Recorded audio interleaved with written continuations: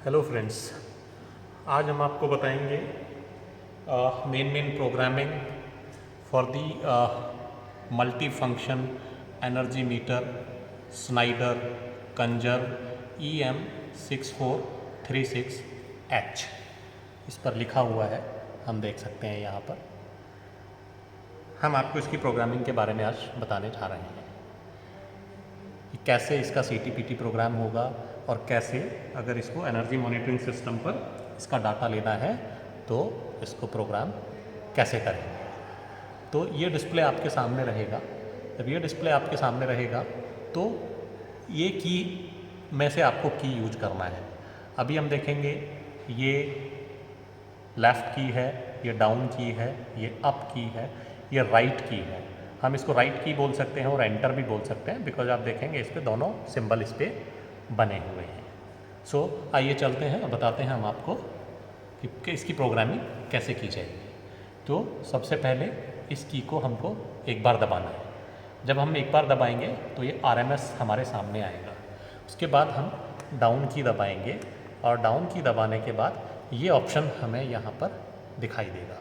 जब ये ऑप्शन दिखाई देगा तो हम राइट की या एंटर की, हम इसको कह सकते हैं, हम इसको दबाएंगे। उसके बाद ये ऑप्शन आपको नज़र आएगा। उसके बाद हमको इसमें डाउन की दबा के हमको सेट पे जाना है। सेट का ऑप्शन हमारे सामने आया। इसके बाद हम एंटर दबाएंगे तो आप देखेंगे ये पासवर्ड मांग रहा है, कोड मांग रहा है। सो बाय डिफ़ॉल्ट इसका जो पासवर्ड रहता है वो 0000 रहता है। अगर किसी ने इसको चेंज नहीं किया है और अगर किसी ने इसको चेंज किया है तो हमको पता होना चाहिए कि इसका पासवर्ड क्या है, तभी हम इस मीटर में प्रोग्रामिंग के लिए आगे बढ़ सकते हैं। अब हमको पता है कि इसमें 0000 इसका डिफ़ॉल्ट पासवर्ड है, तो हम एंटर दबा देंगे। एंटर दबाएंगे तो देखिए ये प्रोग्रामिंग हमारे सामने खुल चुकी है। सो ये पहला जो टाइप ऑफ डिस्प्ले है 3 फेज 4 लाइन का डिस्प्ले है इसके अंदर। सो अब हम डाउन की दबाएंगे और मेन पैरामीटर्स के बारे में, हम सेटिंग्स के बारे में हम बात करेंगे। ये देखिए ये CT प्राइमरी 3200 इसके अंदर डाला हुआ है।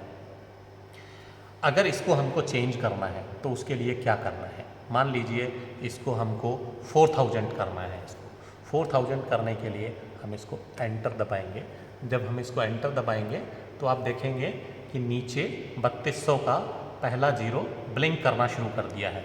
मतलब जो डिजिट ब्लिंक हो रही है वो अब चेंज होने के लिए रेडी है, अगर हम उसको चेंज करना चाहते हैं तो। लेकिन अब हमको चेंज नहीं करना है इसको 4000 बनाने के लिए, क्योंकि उसमें 4000 हमको डालना है। तो हम अब अगली डिजिट को ब्लिंक कराएंगे। अगली डिजिट को ब्लिंक कराने के लिए हमको लेफ़्ट की को यूज करना है। एक बार लेफ़्ट की दबाएंगे तो अगला डिजिट ब्लिंक हो गया। अब इसको 4000 बनाने के लिए हमको इस जीरो को भी चेंज नहीं करना है, तो हम अब अगली डिजिट को चेंज करेंगे और उसके लिए उसको ब्लिंक कराएंगे पहले। तो ब्लिंक कराने के लिए ये हम दोबारा से लेफ़्ट की को दबाएंगे। अब देखिए ये चेंज हो गई है। अब हमको 4000 बनाने के लिए इसको भी जीरो बनाना पड़ेगा।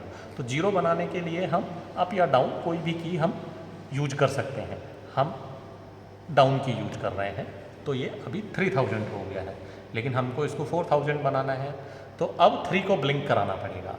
तो 3 को ब्लिंक कराने के लिए फिर दोबारा से हम लेफ़्ट की को दबाएंगे। अब देखिए ये 3 ब्लिंक होना शुरू हो गया है। अब हम इसको चेंज कर सकते हैं अप की दबा के 4000, 5000, हम इसको कुछ भी चेंज कर सकते हैं, लेकिन चलिए हम इसको 4000 ही रखते हैं। ये 4000 हो गया। अब हमारा प्राइमरी CT सेट हो चुका है। अब हम एंटर दबाएंगे। अब देखिए वो CT प्राइमरी चेंज हो गया है अभी यहाँ पर। अब हम डाउन की से अगले पैरामीटर पर जाएंगे। ये CT सेकेंडरी है जो कि 5 है। मोस्ट ऑफ द केसेस में सेकेंडरी CT का जो रेशो रहता है वो 5 ही रहता है। अब हम डाउन की दबाते जाएंगे। अब हम इसके प्रोग्रामिंग वाले पैरामीटर पर पहुंचते हैं। प्रोग्रामिंग मतलब एनर्जी मॉनिटरिंग सिस्टम पर इस मीटर का डाटा लेने के लिए। सो उसके लिए सबसे पहले ये कम्युनिकेशन ये ऑन होना चाहिए। बाय डिफ़ॉल्ट ये ऑन ही है।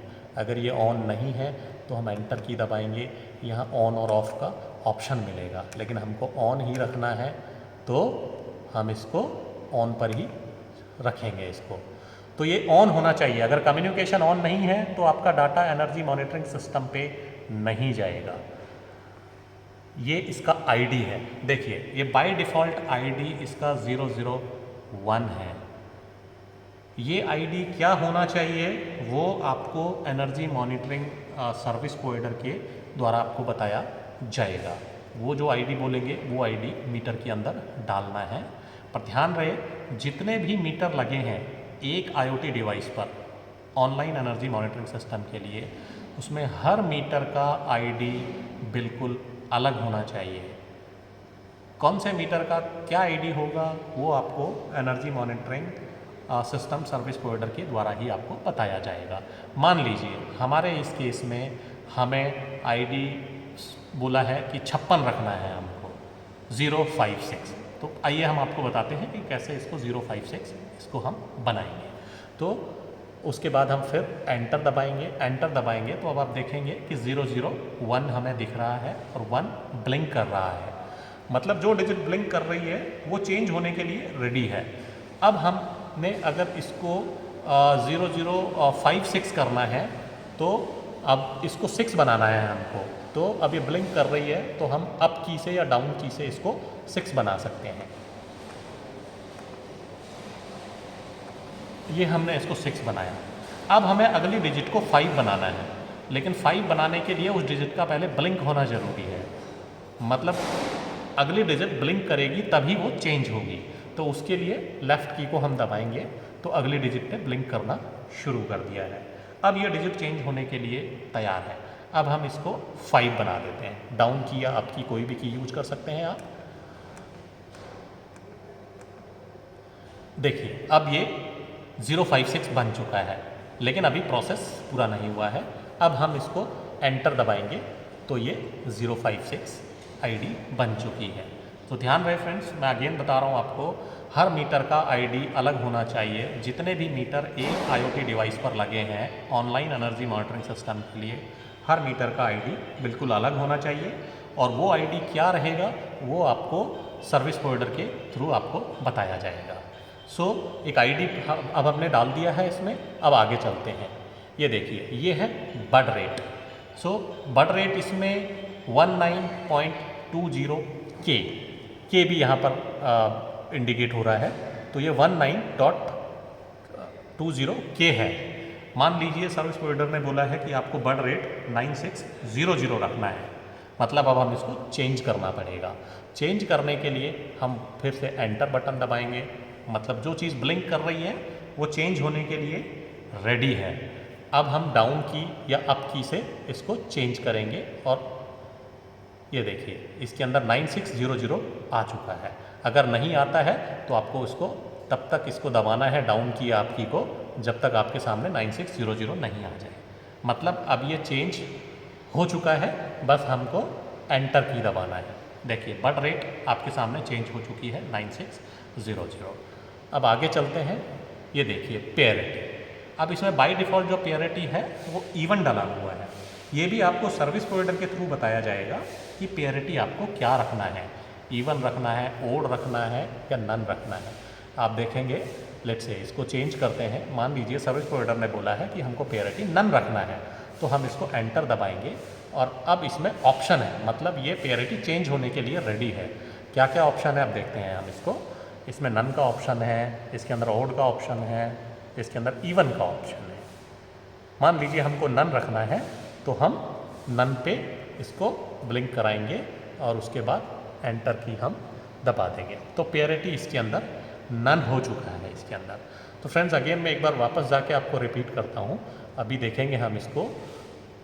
कम्युनिकेशन इस मीटर का लेने के लिए ऑनलाइन एनर्जी मॉनिटरिंग सिस्टम के पोर्टल पर हमको इसमें 3 चीज़ें डालना बहुत ज़रूरी है, आईडी, बड रेट और पेयरिटी। ये देखिए ये आईडी है, ये बड रेट है, ये पेयरिटी है। एक और होता है स्टॉप बिट। अगर उसका ऑप्शन इसके अंदर नहीं दिख रहा है आपको, देखिए हमको नहीं दिखा है, तो मतलब इसका जो डिफ़ॉल्ट स्टॉप बिट है वो 1 है। अगर हमें स्टॉप बिट का ऑप्शन दिख रहा है और सर्विस प्रोवाइडर ने बोला है कि स्टॉप बिट 1 होना चाहिए, 2 होना चाहिए, तो जो भी सर्विस प्रोवाइडर स्टॉप बिट डालने के लिए बोलेगा वो हम स्टॉप बिट भी उसके अंदर डालेंगे। अदरवाइज इसको डिफ़ॉल्ट 1 स्टॉप बिट कंसीडर किया जा सकता है। सो अब हम आगे चलते हैं। ये पासवर्ड चेंज करने का ऑप्शन है। अगर हम पासवर्ड चेंज करना चाहें कि कोई दूसरा इस मीटर को ना छेड़े तो हम पासवर्ड चेंज भी कर सकते हैं, लेकिन हमको नहीं करना है यहाँ पर। हम अब आगे चलते हैं। अब हम देखेंगे कि वापस हम उन्हीं पैरामीटर्स पे घूम कर आ गए हैं। कम्युनिकेशन ऑन है, इसका आईडी हमने 56 डाला है, बर्ड रेट 9600 डाला है, पेयरिटी नन डाला है। एक चीज़ और,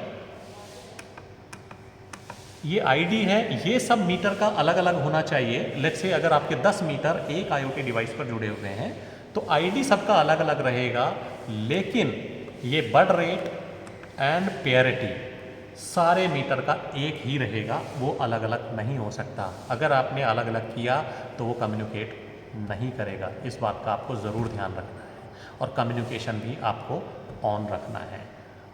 अब हमको ये डाटा को सेव करना है। सेव करने के लिए हम जहाँ भी हैं वहाँ से जब हम लेफ़्ट की को दबाएंगे तो हमारे पास सेव का ऑप्शन आएगा और ये यस ब्लिंक करेगा। अगर यस ब्लिंक नहीं कर रहा है, आपने गलती से कोई की दबा दिया है, मान लीजिए डाउन की दब गया, तो मतलब नो ब्लिंक कर रहा है। इस केस में अगर आप एंटर दबाएंगे तो ये सेव नहीं होगा, लेकिन हमको इसको यस ही रखना है। जैसा कि अभी जब हम बाहर निकले थे हमको यस दिखाई दिया था, मतलब अब हमको एंटर दबाना है और इसको सेव करना है। अब हम इसको एंटर दबाया, ये डन आपके सामने आ गया है और अब हम वापस मीटर से बाहर हम आ सकते हैं। ये हम मीटर के मेन डिस्प्ले पर वापस से आ गए हैं। सो फ्रेंड्स, मैं उम्मीद करता हूँ आपको ये प्रोग्रामिंग अच्छे से समझ में आई होगी एंड आप अपने मीटर का प्रोग्रामिंग इस वीडियो को देखकर कर सकते हैं। अगर ये वीडियो आपको पसंद आया हो so please share it and like it. Thank you.